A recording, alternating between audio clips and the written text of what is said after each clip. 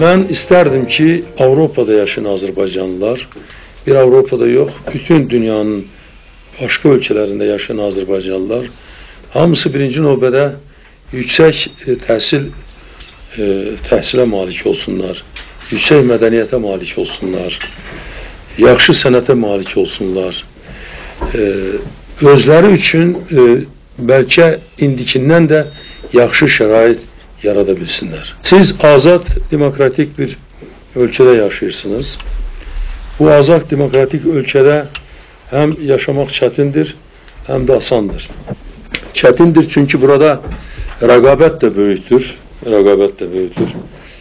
Burada hər bir millətdən adamlar var.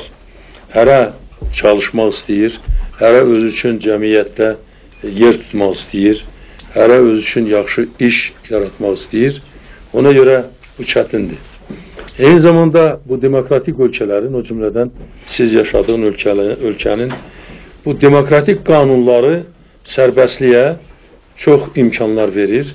Yəni insanın istəyi olsa, o öz potensialını realizə etməyə burada şərait var, imkanlar var və ona görə də hər bir insan burada özünə layiq yer tuta bilər.